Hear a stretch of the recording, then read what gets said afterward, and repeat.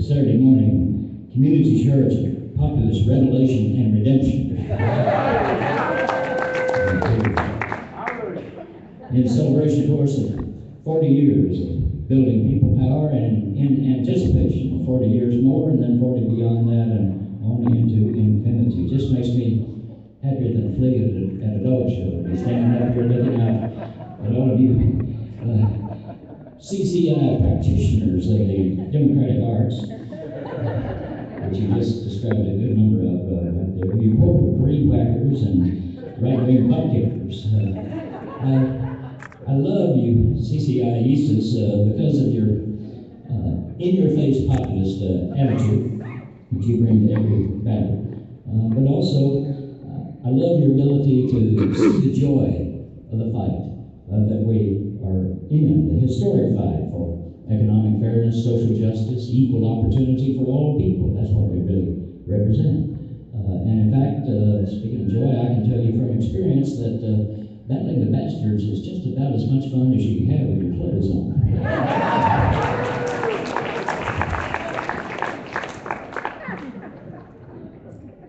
You CCIers are in step with a historic continuum in our country, continuum of America's grassroots rebels, common laborers, farmers, Native Americans, women, African Americans, immigrants, migrants, tenants, conservationists, teachers, healers, indigents, ministers, and so many other everyday folks who have dared over history to risk the wrath of the moneyed powers in order to bring our nation just a little bit closer to those democratic ideals that we espouse.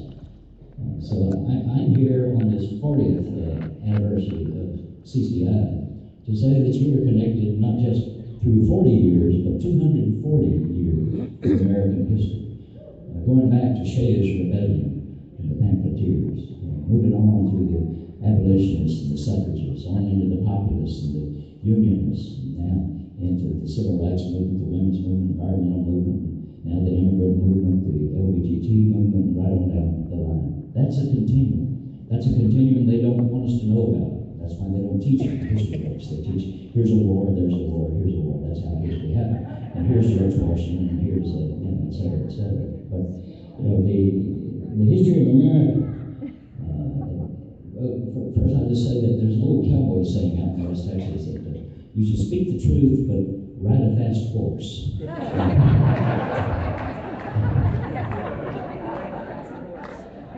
And the truth they don't want us to know is that our history is not about the great men glorified by the establishment. Rather, it's been written in the struggles and travails and blood and success of ordinary people, just like you, just like you're doing today. Folks who finally got fed up, stood up on a stump, and spoke this truth. Too few people control too much of the money and power in our society, and they're using that control to get more for themselves at our expense. That's the battle of the ring. That's the battle of the ring.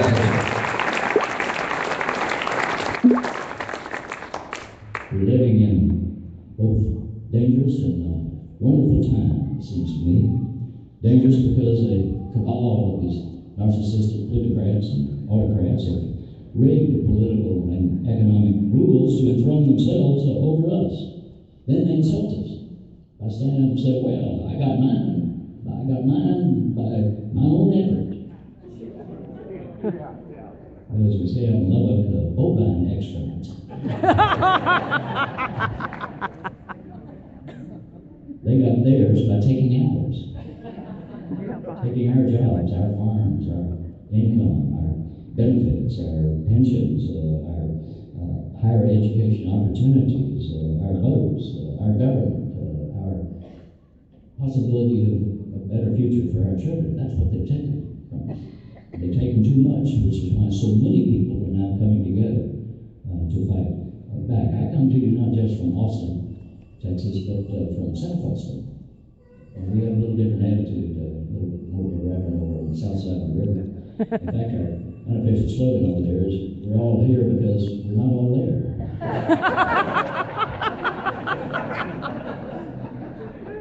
Well, I think CCI is all here and all across Iowa because the elites of Wall Street and Washington, excuse the redundancy in that, are not at all there on the essential principle of we're all in this together. Right. That's what's missing. They're as confused, Wall Street and Washington, both as confused as goats on astroturf in terms of understanding understanding what America is. And by they, I mean the downsizers and privatizers, the Walmart job crackers and the big oil frackers, the Bakken pipeliners and Monsanto Frankensteiners, the lawsuit bankers, big shots bastards, and bullshitters.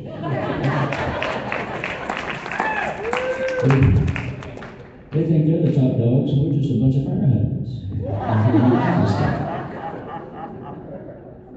So that's the danger that our democracy is in, is the rise of plutocracy within our democracy. But here's the wonderful part of the times that we're in. You, right here, ordinary folks who dare to stand up in community after community, all across Iowa, of course, but there are people like you all across this country, as you know through NPA meetings that you've been in, and other folks that are not yet organized but want to be. The vast majority of people are now America is revolting in the very best sense of that term.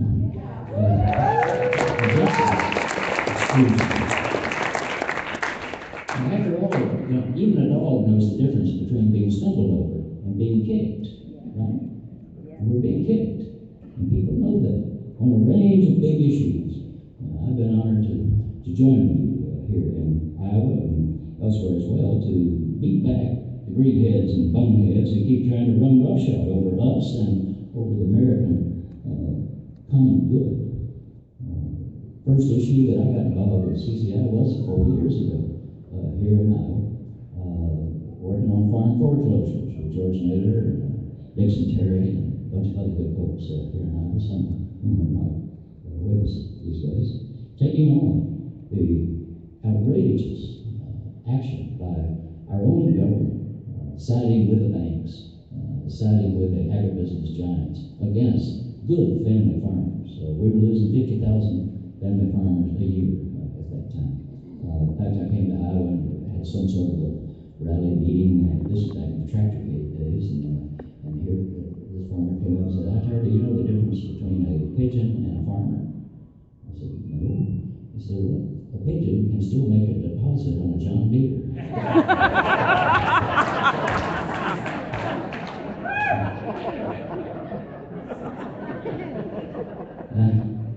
And back at that time, we had a Secretary of Agriculture, Earl Butz, and Butz had actually said that losing all these farmers is a good thing because it frees people up to do something useful in our society. It's just overwhelming. And at that time, farmers were in rebellion across the country, and these are not people who have been used to this kind of rebellion. I remember in Texas, we had a mayor down in the Rio Grande Valley, Ophel Brand. He was mayor of McAllen, Texas, so a pretty nasty guy. But he invited the farmers to come on down because they were going to do a demonstration about imported food not being inspected coming into our market. And so he invited just going out on the bridge there, and they did. And then he blocked off the bridge and he tear gassed them. Booger. That awakened a lot of them to be in America. Not that you get tear gas, but that you rebel once you are tear gas. And so that led them to all sorts of tractor kinds of actions. And that's the spirit, that's the real spirit of America, the spirit of rebellion. It is essential. And then another issue that we've been involved in for the past 3 years is this Trans-Pacific Partnership thing that they're trying to do, this great glob of raw greed that the global corporate powers are trying to shove down our throat with the support of Barack Obama and, of course, the entire Republican leadership and entire Republican congressional delegation behind this thing. Negotiated entirely in secret.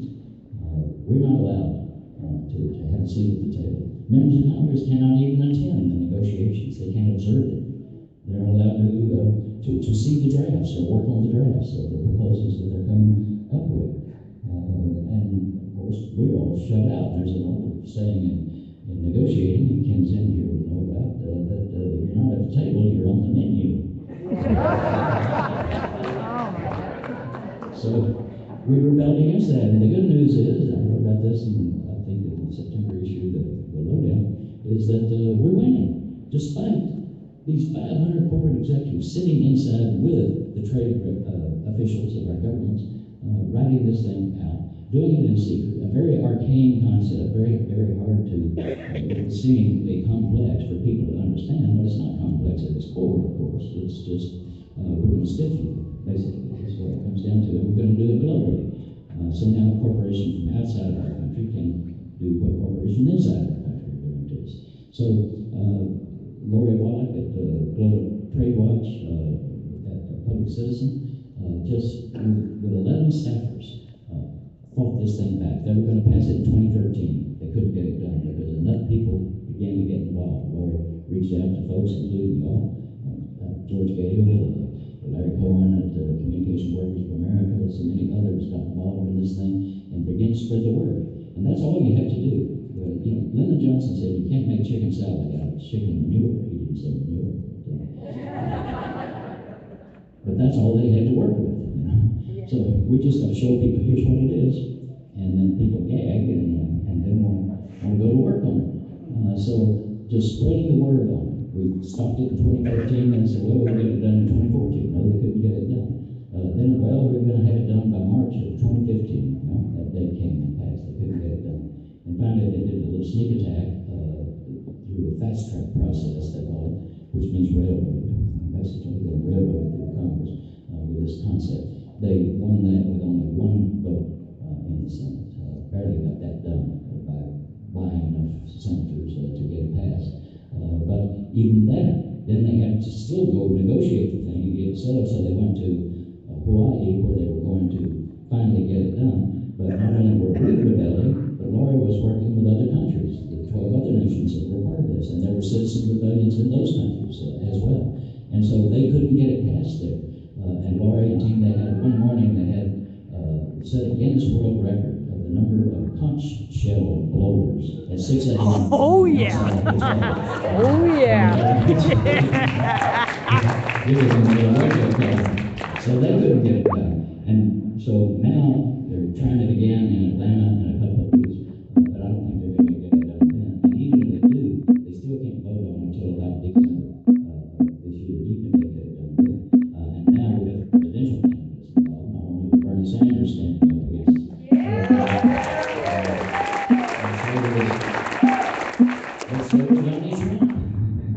So we're peppered up, Donnie, Sleepy, Dopey, and all the rest of them against it as well. So we push back against enormous power on something that they tried to hide from us, and we're winning that fight as well. And then I remember a couple of years ago, right here in Des Moines, with a bunch of UCCI folks, downtown there to shame the World Food Prize for giving it to Monsanto. Yeah. It was completely coincidental that Monsanto was getting the prize after having given $5 million to the prize organization. That's proof they own the World Food Prize. But we shamed Monsanto and we shamed the World Food Prize, and they deserve to be shamed for that. So many more, of course, that you've been iterating here. The loan sharks, the saving our public post office. This is a huge battle across the country. And then the corporate consortium planning to seize 1,100 miles of your land to run that Bakken pipeline clear across your state. And then they insult us by saying, well, it's about energy independence. Well, yeah, right, that's a load of crap. How do they keep saying things like that? The pipeline is going to go to the Gulf Coast. That's a port. And Iowa doesn't get a drop of it. To Japan, to China, to Brazil, and to Europe. We're not going to get the energy. They say, well, yeah, but you're going to get the jobs. 10 second job. Yeah. And they're going to out-of-staters. Well, there's a technical term that economists use to describe this process. It's steaming.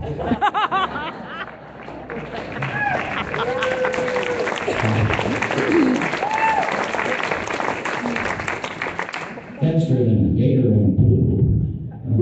These moneyed interests sneak up, rush in, and steal from us.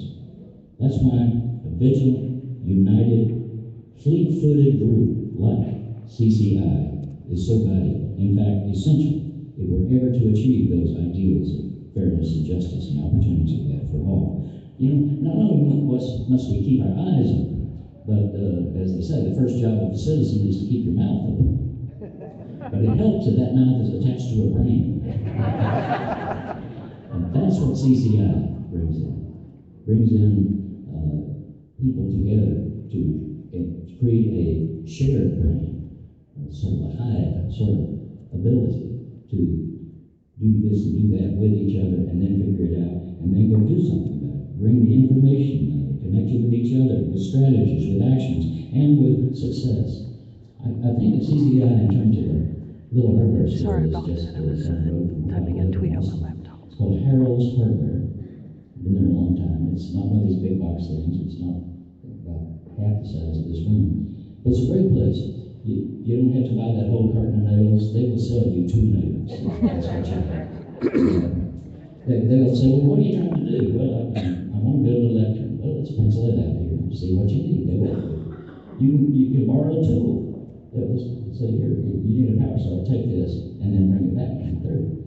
And the slogan at Harold's Hardware is, together, we can do it yourself.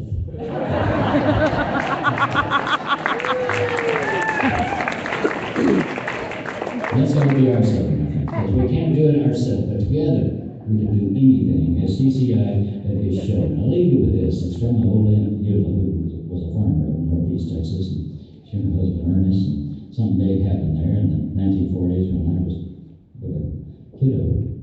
And what happened was the Rural Electrification Administration made it to Fannin County and put electricity in, so they could put a motor in the creek and move water into the house for the first time ever. And one day I was there and there was a big consternation. They were over at this kitchen sink saying, I don't know what's wrong, because murky water was coming out. It just wasn't working at all. My Aunt Eula said, Jim, the water won't ever clear up until we get the hogs out of the creek. And that's our problem, isn't it? Yep. The hogs are in the creek. They're fouling our economic, political, and environmental waters. You don't get a hog in this creek by saying, get a hog, get a hog. You got to put your shoulders to it and shove it out of the creek. That's what CCI does. Thank you very much.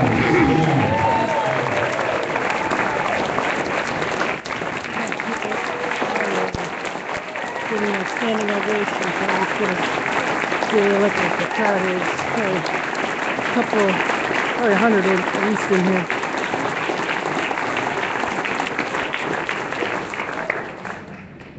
I'm informed by His Highness Hugh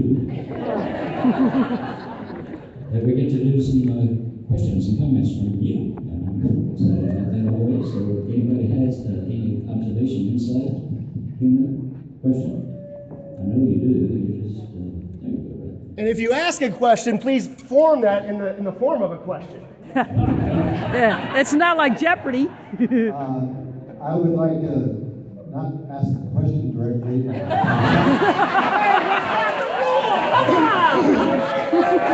Question! Okay, are corporation people, my friend? They all originated here. That's right. Corporations a corporation will be a person as soon as we execute one in Texas. I heard that. They're not, but that is the big fight right there. That corporate money and politics, they say money equals speech. That's what the Supreme Court said. Well, if money is speech, then speech is no longer free. By definition. Yep. It originated with Joe. All right. Yeah. Exactly.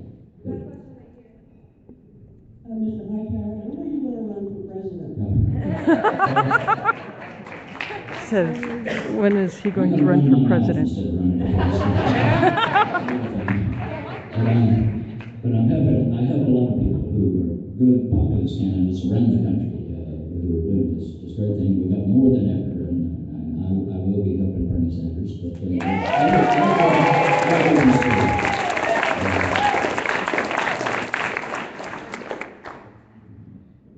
yes, sir. Thank you for all you do. Our EPC here in Iowa, the Environmental Protection Commission, Which is a every joke. take counts. We accuse them of being corrupt because they have people that are from the industry making rules for the industry. And they told us that this is a good deal. What is your opinion on that? Well, I wish that Iowa was the only state with that problem. But it is prevalent all across the country, certainly in my state. They rationalize it by saying, well, these people have the expertise. Yeah, right. I'll give you an example of the expertise in Texas. The town of Denton, Texas, where I went to college, University of North Texas is there. Denton, Texas, last year got fed up with fracking. They're fracking inside the town. They're fracking Yeah, next to I schools heard about and so that, and they kicked them out. A group of citizens Frag off. got together and got an initiative. You can hashtag frag off, to Denton, Texas. ban future fracking. And that was passed overwhelmingly. The initiative was in the last year's election by 60% of the people in Texas. So immediately the big oil crackers went running to the Railroad Commission, which regulates fracking. Well, it's supposed to regulate fracking. And then the governors stood up, and all of them said, we can't have these local people making these decisions. This has got to be a state decision. And the head of the Railroad Commission said, I am the expert on fracking, not the people of Denton, Texas. So that attitude prevails. So we have to do exactly what you were doing, and that is confront these bastards, and eventually get them thrown out, and make it a political issue in every race in your state. That we need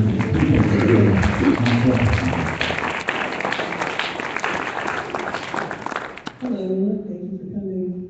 I would like to know what you'd say if I told you that the left wing and the right wing are parts of the same bird. Left wing and right wing are parts of the same bird. Woody Guthrie said, left wing, chicken wing. It's not about right wing and left wing, it's about top to bottom. That's the real politics. Right and left is theory. Top to bottom is experience.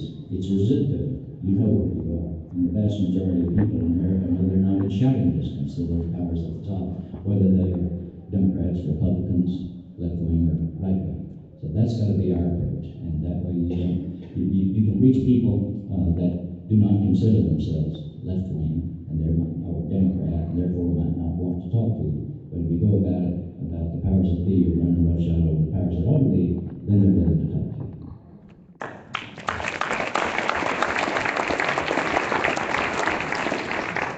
Mr. Hightower, is it true that Austin, Texas is the blueberry in the bowl of tomato soup? Yes and no. Austin is a progressive community for the most part. But it is also true that this mistaken assumption about what Texas is based on Rick Perry, the guy who put the goober in gubernatorial. Ted Cruz and all the other nutballs who are running things like that. But what the pundits don't tell you is that it's not that Texas turned right wing, they quit voting. Because my party, the Democratic Party, quit being Democrats. And said we're getting the same for money, and so suddenly you're not talking about, you're talking about jobs, but not wages. It's not enough. You could go find a white person here, I'm sure, and say, Rick Perry claimed that he created 1.5 million new jobs. But you could That's go a to lie. and talk to a bartender, a white person, and say, Perry created 1.5 million new jobs. And say, yeah, I know, I've got 3 of them. So So that's what we got to talk about. But what happened in Texas was that the Democrats quit talking about working class, dirt farmers, consumers, air and water in firm terms. And so people quit voting. They didn't go to Republican or right wing. We had the lowest voter turnout in the country in the last congressional election. We had 28% of people vote. So that means that the governor and the Ted Cruz's and et cetera are getting elected with about 17, And I thought Des 18% Moines voter turnout was bad. of the population in Texas, the eligible vote. But we're not getting 19. So that's the work that we're doing now. Our state party is now focused back on the grassroots and trying to build that up and running folks at the local level and raise it up. So it's going to be, we're going to be blue, not very far down in the future, not because of the Latino population that's coming up. That's part of it, but they're not turning out, and they're not going to turn out unless they're the candidates, and we're saying the kind of thing to make them all turn out. Turn out is based on turn on. And that's just the way we're going to do it.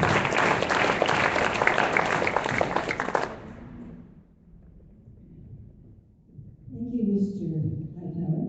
Would you please explain what happened in 1886 that made corporations legal persons in this country so they can use our Constitution and Bill of Rights? Yes, As they have done recently in the Citizens United case, the First Amendment, where their money is their free speech as corporations? Said it very well. That's basically it. And what happened was in Santa Clara County versus somebody, a Supreme Court case out of California in 1886. That's the Supreme Court. And the Supreme Court ruled on the case, but then a clerk wrote into the official reporting of the case that the court had ruled that a corporation is a person. In fact, the court did not rule that. But that note became fact. And subsequent cases, justices referred to that and said, well, the corporation is a person because of the Santa Clara case. It never actually happened, but of course now we're stuck with it, except we can undo it. And that's the big fight that we're in.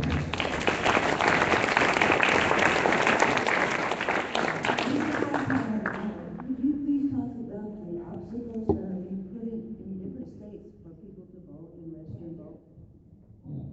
Yes, this is the shame of She's talking about voter suppression forces, and they say plainly, and trying to restore voting rights. that they would deny people the right to vote.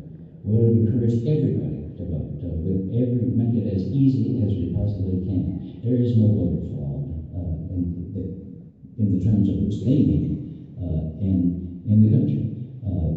Nobody is coming from Mexico to the United States so they can go vote. I wish they did.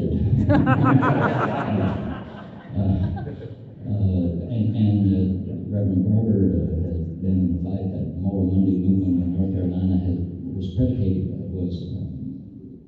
stimulated by that, by the fact that the North Carolina legislature was passing these repressive acts to keep people from voting.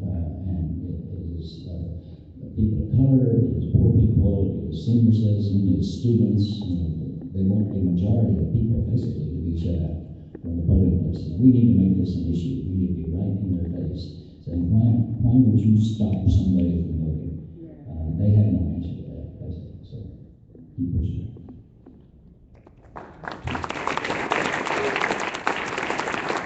Hi, Deborah Monica from Ames, Iowa.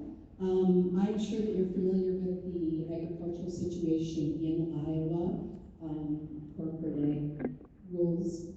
Can you comment on what you see as the bright spots, if you see any, in relation to the future of family farm agriculture?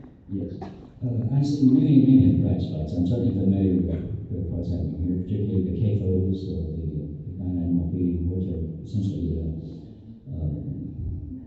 Meat factories. slave camps for animals. Or meat and factories. I work with some of the great citizens here in Iowa that are in the lead on that, on the lead nationally. They've done a tremendous job, and they're a part of CCI. But I also do a lot of work with Farm Aid, and we were just in Chicago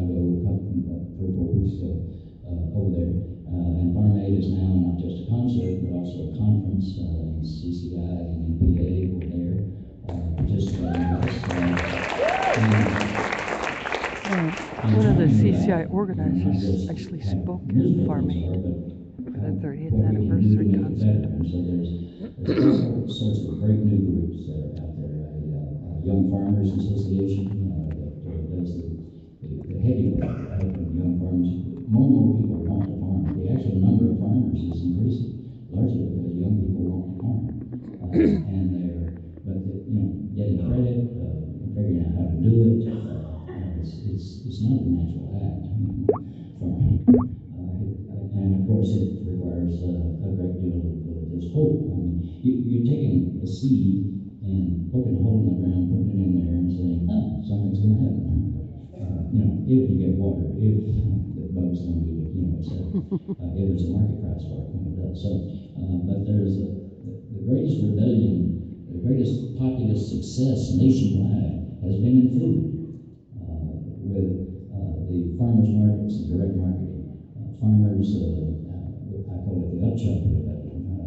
Farmers didn't want to produce industrial food, and consumers didn't want to eat industrial food. And so they got together and by themselves, and no government did it, no corporation did it. They created farmers markets. They created direct marketing to schools, direct marketing to restaurants. They created, when I was ag commissioner, we got farmers together. There are also buying co-ops where you pay a membership, and every month you get a box of produce from the farm that your co-op is affiliated with. Their subservience to agribusiness corporations. And the title came from University of California at Davis, because Del Monte Corporation wanted a mechanical tomato harvester. They wanted to get rid of farm workers, and they wanted to get rid of all these small tomato growers. So UC Davis dutifully made them a mechanical harvester, but it crushed the tomatoes. So UC Davis with the University of Florida then teamed up and made a tomato for the machine. And that's where the tomato came from. Genetically engineered the tomato. And the result was 5,000 tomato farmers were out of business within 5 years. Untold numbers of farm workers were out of work. But Del Monte got its tomato, and then we got that tomato. And DeMarco, when she went to interview the head of research at the U.S. Department of Agriculture, head of all their research, he was really proud of these tomatoes. Oh my God, you ship them across country, they sit in a bin for 2 months. And she said, well, I grew up in New Jersey, and we had those delicious summer tomatoes there. These don't seem to have quite the same flavor. No. And he leaned over to her and said, your children will never know the difference. Oh, that is low. That's the attitude. That is low. The children did know the difference, because they're the ones who rebelled. They're the ones who created the farmers markets, created the organic programs, created the buy local programs, etc. So there's been a revolution there, and it's the fastest growing. I have Arkansas pink tomato seeds that I have saved. There. And the farmers that are making money are actually those farmers, and many commodity producers, wheat and corn, etc., cattle. They're really making their money because they also have 5 acres set aside for this kind of agriculture as well. So, but there's much we have to do, but it includes going back to the concept of managed price by farmers, the concept that we talked about that Congress, Farmers Congress, that within Edison held, Farm Aid held in St. Louis back in 1985, I think it was. So there are solutions, and people are finding solutions, but on their own. It's very aggressive. It's very encouraging, actually. Okay, and this will be our final question. Please tell us how we can get rid of Citizens United without causing funerals to take place first. How are we going to rise up to actually take care of this? Yes. Well, I'm going to Mark Twain says somebody that I didn't go to the funeral, but I did approve of it.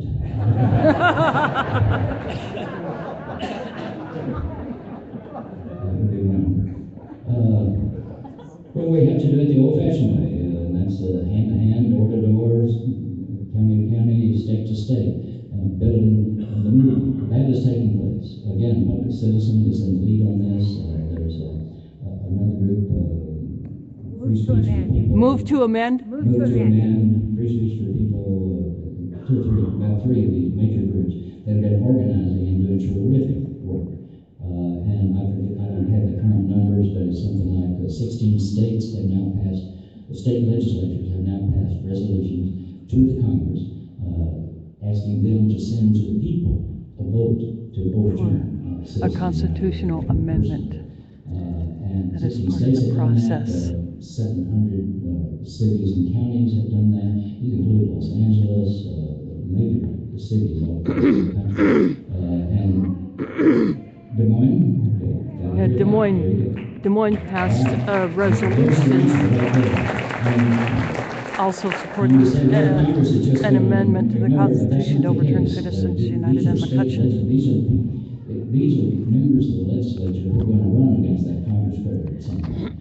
So they're monitoring all of this that's going on. We've got 145, I believe it is, members of the House already signed up on this. We're not that far from being able to pass this. And with Bernie Sanders and Elizabeth Warren and others pushing it as a national issue and hammering it at every stop. And that has to be made central to the campaigns as well. Anybody asking for your vote, because Citizens United does not just apply to Congress or the President, it applies to your state legislature and your city council and every race that there is. Corporations can come in and just dump money in it, and that's been happening, including one here in Iowa. They got defeated because it was found out what they were trying to do, and so people rebelled against that. So it's that grassroots power is the power that we have to count on. It's the power we've always counted on. It's the only thing that actually makes change. So you are on the cutting edge of change by being the CCI. Thank you very much.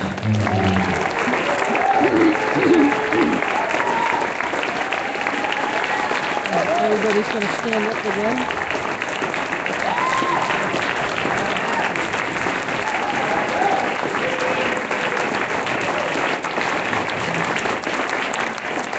He tipped his hat. I didn't quite catch it, but he tipped his hat in true Texas fashion. I say people, you say power. People. Power. People. Power. People. Power. I say hi, you say power. Hi. Power. Hi. Power. Hi. Power. People. Power. People. Power. Hi. Power. Pretty cool. Hightower people power. Thank you, Jim. Thank you very much. So you know why I'm up here. I'm going to ask you for money. But I'm going to say a couple words, hopefully it's funny. And I'm going to give money too, because it's not right to ask people to give money to support our fight for justice and democracy without being willing to give too. So Jim Hightower just spoke. He was here for our 30th anniversary 10 years ago. And he's an easy guy to work with. The only thing he wanted to come up here was a six-pack of locally crafted beer. That was it. In other words, he waived his usual speaking free. So I said, well, we think we can do that. And just asked for a six-pack of an Iowa brewed beer. And brought him over here to the airport, or to the Holiday Inn, and I had the six-pack. And we mixed it up, it wasn't all in one, we mixed it up, tried different varieties. And so we get out of the car and go in and check in. And, Hightower gets his room, and I said, oh my God, I left the six-pack, and it's like, that's what he wanted, that's why he came here. The six-pack. And it's like, man, he's gonna be mad.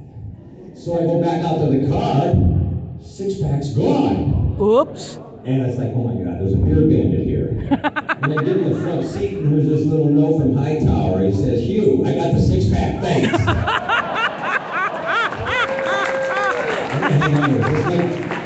Anyway, that's it. Six-pack, locally crafted brew. So anyway, I just think that's the only thing we needed to do, and I almost screwed it up.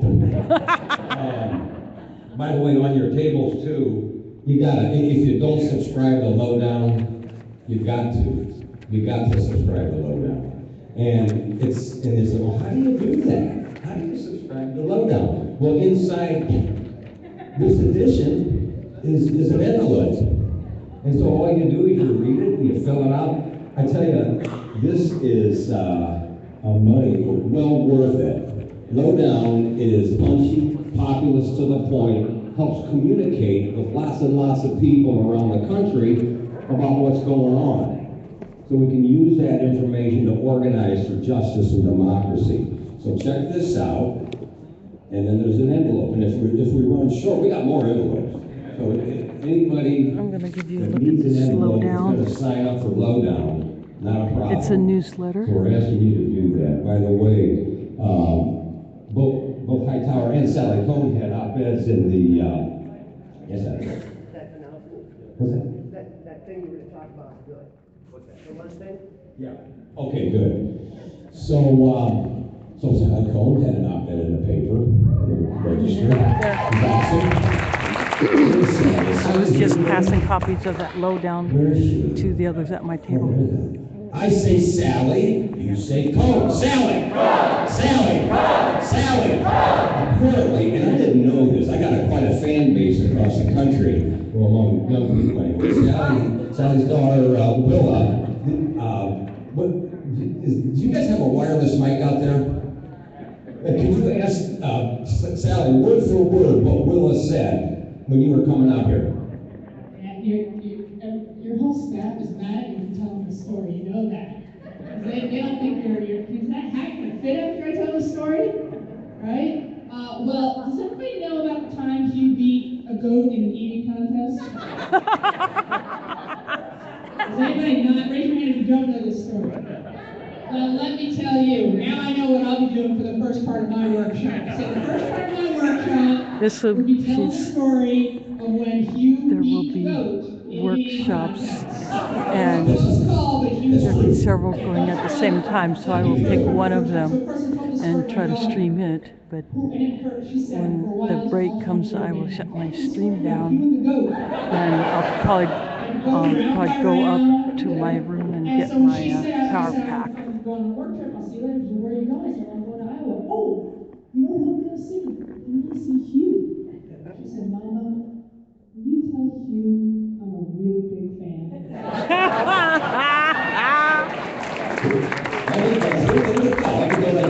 In an eating contest. And you know, the truth be told, probably I think the goat was feeling a little sorry for me. That the thing is, we put stuff down and like, will the goat eat it? But Hugh eat it. If you're watching on GONN, paper, and I think the goat said, I think he felt sorry for me. This is pretty. You got it, and I won. So that was the goat. Pretty cool. They're talking about Hugh beating a goat Hightower had an op-ed in a contest. in the paper too, and you see it on your thing, but the Register actually did us a favor. They printed a big picture with it, and then it said 40 years of people power. And you remember who was telling the story earlier? This is a copy of that article from the Des Moines Register. Thought that they were going to move us away from the front of the Rastetter Corporate Ag Summit. And they had the canine dog and all that kind of stuff. And we said, we're staying right here. So that's what that is. And then we're sitting right here. And you can see this character over here to the side with the sunglasses. That's not Gardner. That's Jay Gardner. He's sitting back there. Don't mess with him. He's kind of like my bodyguard. So he's back there. But that's what that is. So that was pretty darn good. So I'm going to ask you for money, and I just thought I'd tell you that. And you might be wondering, well, why? What do you need money for? It's not me personally; it's the organization, and it's basically everything that Jim Hightower said. That's why. I mean, we've had 40 years of victories in building power and fighting hard to make our communities more just, more small D democratic. But we got another 40 years. In fact, we got 6 or 8 weeks in front of us that are a big deal. But we've got 6 or 8 years beyond that, beyond that, beyond that.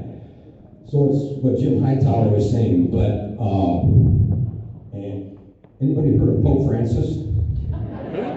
Pope Francis, yeah. So, Pope Francis was in America the other week, and he was here. But he had also gone down to, and this relates to, even though the Pope wasn't talking directly to us, he was talking to us. He was in Bolivia earlier this summer and talking to a big gathering of community organizers from all over the world, international community organizers. And for all intents and purposes, we're community organizers. We go out and organize and agitate and motivate and get people and activate. And his message to them was, get busy. Get busy in our fight for justice and get busy in our fight to create structural change. That's what Pope Francis is saying, get busy. And in fact, I had something here. This is from the National Catholic Reporter. So here's what he was saying. He basically, this is it. He said, get busy. That's pretty plain. Get busy. And of course, what did Reverend Barber last night go? Move to higher ground? Higher ground. Get busy. Move to higher ground. And Pope Francis is saying, he says, he talked about, our economic system and how it's led to poverty and hunger and pushed millions of people to the margins. And our job is to bring those margins into the center and build power and stand up for what's right. And he said, Pope Francis said, let's not be afraid to say it. We want change. We want real change, structural change. This system is, by now, intolerable. He's talking about the economic system. He's talking about capitalism. Might as well just say it, sorry. This system is by now intolerable. Laborers find it intolerable. Communities find it intolerable. Peoples find it intolerable. The earth itself, our sister, Mother Earth, finds it intolerable. So that was his message to a gathering of international community organizers. And the message was like, we gotta get busy. We gotta get busy in our fight for justice and structural change. And we gotta move to higher ground. Get busy, higher ground, right? Get busy, higher ground. Get busy, higher ground. Get busy, higher ground. Right? So there's there's three big things. We're getting around to the money yes right now. There's three big things. Why do you need that? We gotta get busy, we gotta move to higher ground, we gotta create structural change, specifically around three big campaigns. Clean water, right? We gotta clean up our water. We gotta crack down on factory farms. We have over 725 impaired polluted waterways in Iowa alone. Voluntary don't work with big industry. Nope. Do you know any big industry that voluntarily has changed its practices? Because if you do, we want to talk to them. Big industry and big ag and corporate ag is a big, they don't change. We've got to make them change. We've got to make government work for people. Put people first, people and planet first. So the big clean water is a big fight. By the way, Bill Stone's over here right now. We're really following on.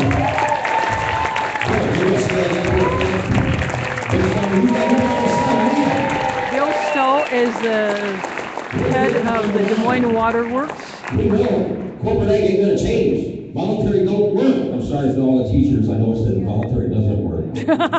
Voluntary don't work.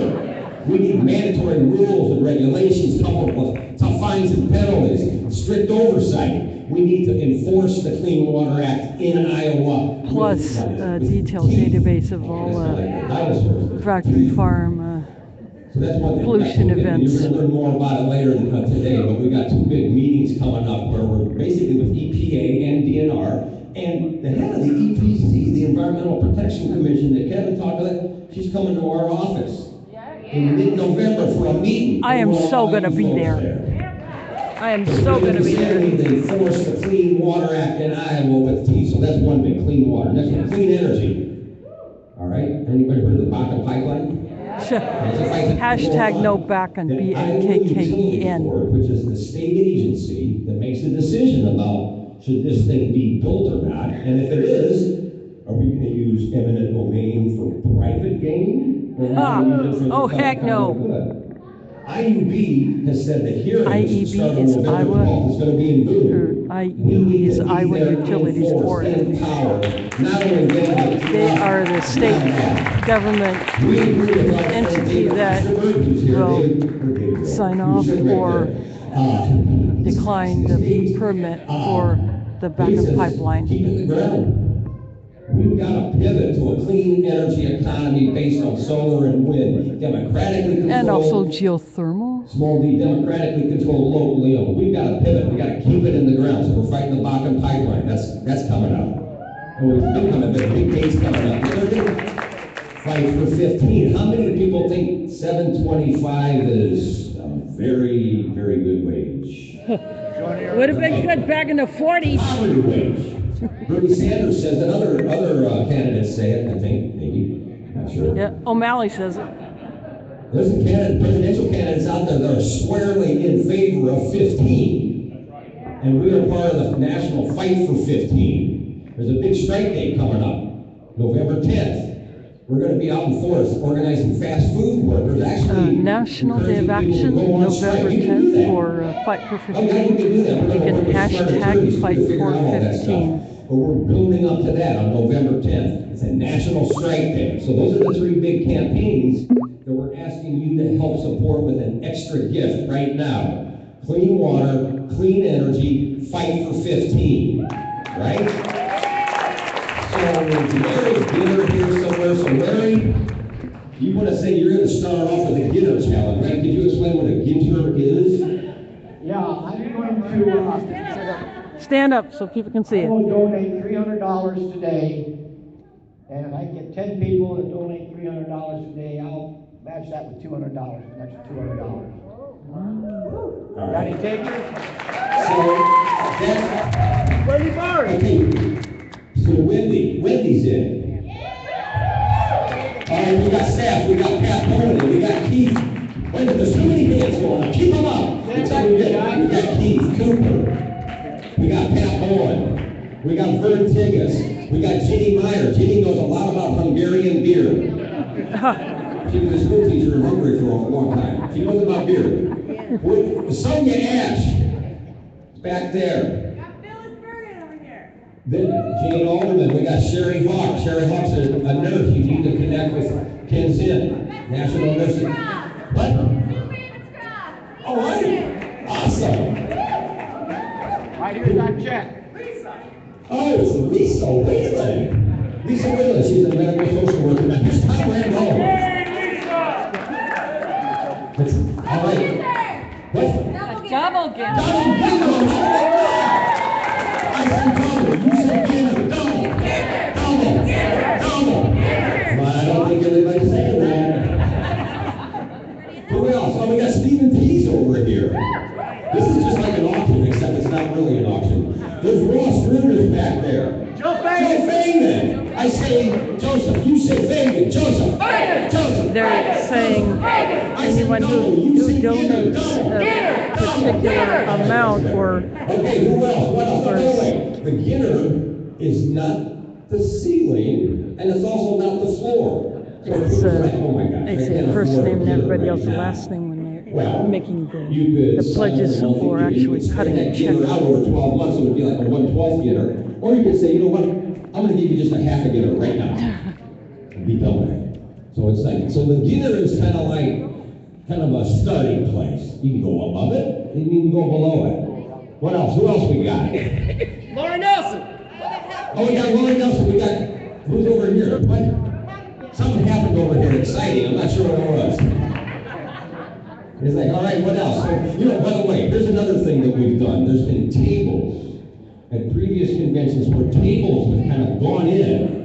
So like John Blasingame says, you know what? I'm going to throw 50 down, and he looks at all this table mates. He looks at Raymond Johnston. He looks at Betty Johnston. He looks at other people. He looks at Wayne Bob right there. I see you, Wayne. And he says, I'm going to throw 50. Can this table come up with a Ginner? So that's another thing to think about. You can organize your tables into Ginters.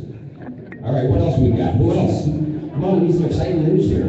What's going on? What's going on, people? Oh, Chandrea. By the way, here's something else to make your blood boil. I get my Des Moines Water Works bill every month, and I pay it gladly because I know we're standing up for what's right. And Bill still makes sure that information goes out. It's kind of like the lowdown. It's kind of like the lowdown. He said that we've had our big nitrate removal machine on this. You know how many days this year? How many months, more likely? 148. That's a record, is it not, Bill? Why do you think that's happening? Because of nitrate. And it's still on. Where do you think that nitrate's coming from? I'm just saying. The hog out of the water. That's right. Nitrate is a result, is a component of because I'm gonna, or my credit card, of and because I'm manure gonna invest in an runoff organization that's gonna go out there and and fight tooth similar and nail, stand up organic to waste corporate that ag, make sure that comes we out of water factory actors enforce tooth farms, and nail here in Iowa. and That's it's what we highly do. toxic All right, what in other high good amounts. They table cause news out there? fish What's kills, going on? and What?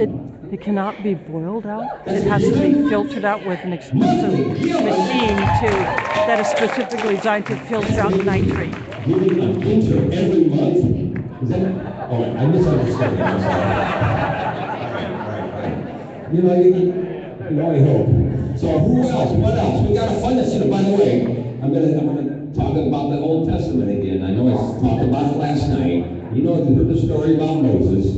When Moses and his crew figured out that they needed to get out of slavery and bondage in Egypt, they didn't send Moses to Pharaoh, right, and say, hey, can you help us fund this? Because we've got to get out of here. No! Moses and his crew figured out how to self-fund their liberation. We have to do the same thing. We have to borrow a book, a page from Moses. Yes, yes. Now they're using the name Ginter to refer to a specific amount of money, because he said he was going to donate 300, and he already cut his check. Just one quick thing here. He was asking for money, but I'll tell you something. He's not doing it for the money. He's doing it for you. He's doing it because he loves this state, these people, you people. And I'll tell you, we're really lucky to have him. So let's give him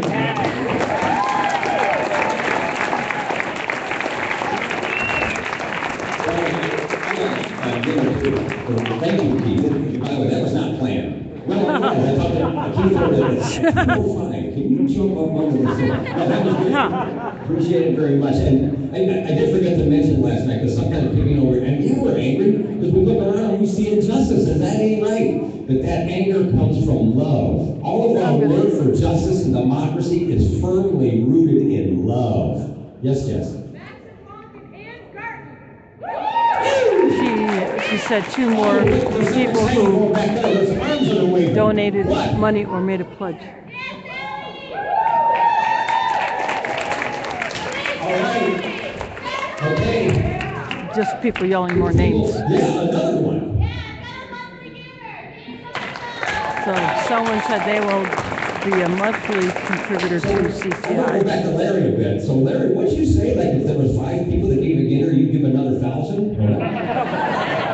Maybe I got that wrong. I might give another 100. He said he might Can give we get a another. wireless mic? Here's a check too for dinner, or Larry, not for Larry, but what? Frank Jones. By the way, check out the pictures. The year 2000. Jeff Hansen, who is the head of Iowa Select, one of the biggest hog factory corporations in the country, he lives in a gated community. That's where you have to get special pass, and you just can't go in, so it's kind of, sometimes we go to people's houses and we want to talk to them. But so he was hosting a fundraiser for some legislative leaders. Talk about how we're going to keep corporate ag #1 in Iowa. We found out about it, so we were out there raising hell, and Iowa Select had just had a couple of fish kills, all that kind of stuff. So we were out there again challenging corporate power. There's a good picture back there with Frank and his cousin and some other folks in there. By the way, I don't know if people know this past week, there's been 2 or 3 fish kills in the state. Yep. So I mean, this is not an unusual. Yes, Manny.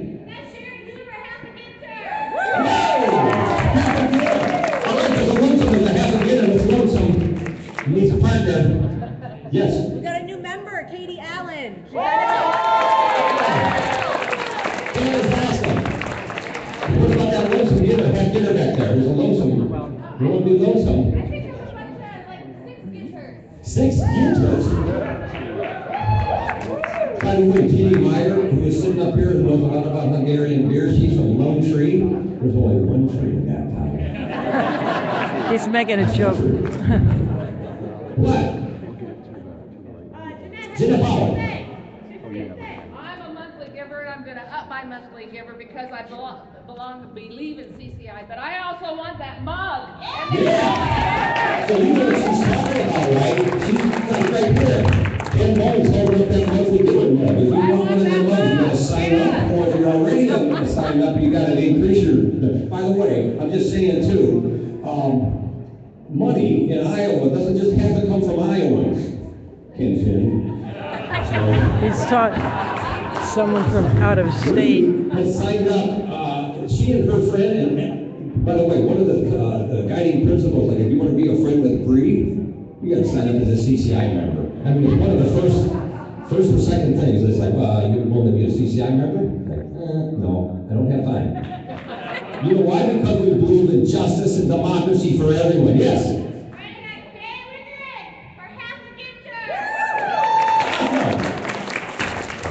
Yes. Chelsea is already a monthly giver, but she's going to give us a one-time donation on top of that. Yeah. Awesome. All right, we got about 1 minute left here. Does anybody want this check or not? Okay, all right, I'll just keep it here. I'm going to give it to Hightower to go and buy some more beer. But anyway, thank you very much. I even signed the check this time. Okay, so far we got about $10,000 raised. And by the time today ends, we need to raise $15,000 because by the end of the year we have to have $50,000 raised, new money for those 3 big campaigns. So we are farmer math 10. We're 2/3 of the way there. We got a dinner from Bob Howard over here. All right. Bob Powers, our old friend, Bob Powers. Awesome. You still live down in Indianola? No, okay. Bob Powers is a public defender, and he basically fought, defended people who were being accused of crimes. He stood up for the Constitution every day. He's a tough job. Bob Powers, he did that for many, many years.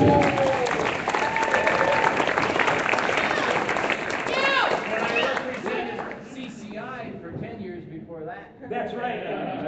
And he represented us for 10 years, kept us out of jail. Thank you, Bob.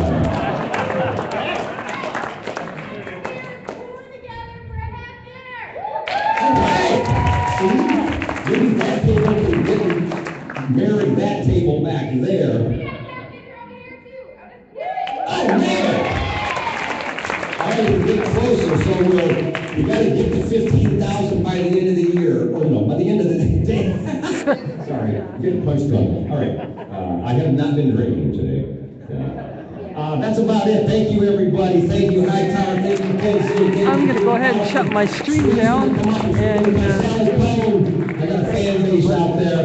And Brendan Smith, where's Brendan Smith? Probably next to me, he's probably one of the best looking fellas in there. He's right here. Brendan Smith, oyster person. And don't forget go the upstairs Hightower lowdown. Get all right? my Thank you. power pack and other to bring it down because since I'm on a new phone, I don't have extra battery, so I'm going to go up and get my power pack. Folks. Next on your program is breakout sessions to workshops. There are 2 sessions, so you get to attend 2 workshops. And we're going to have the workshop leaders just give a quick little synopsis of what they're going to be leading, just to kind of give you a little overview real quick. That's how I go, and we'll start off with you. Actually, I'll record this, so. Okay, so the first part of my workshop will be a political analysis of how to be a goat in an eating contest. We'll break down the theory and practicalities of what Hugh did and how it might apply to your own life. Whether or not you would like to go eating contest, and believe it or not, it's broadly applicable. And then we will talk about the 3 reasons why I think this moment in history is unique for building people power, and have a group discussion about what that should mean for all of you, your work, your ideas, your power going forward.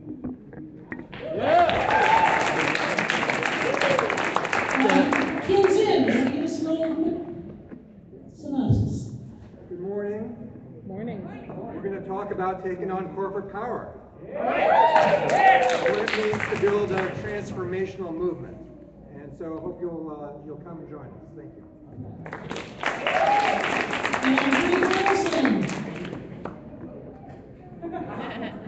We're going to talk a lot more about what Reverend Barnes started us on last night, which is why structural racism is absolutely required for economic injustice and what we need to do to change.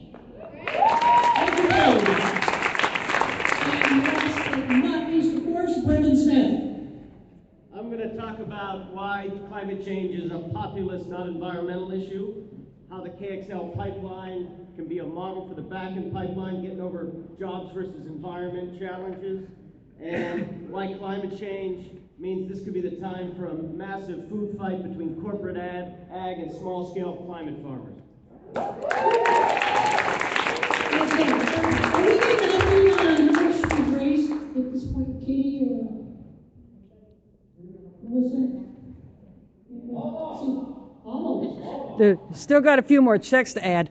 I think there's, yeah, we'll update you on lunch, on how we're doing on our fundraising. Otherwise, we won't eat. So, okay.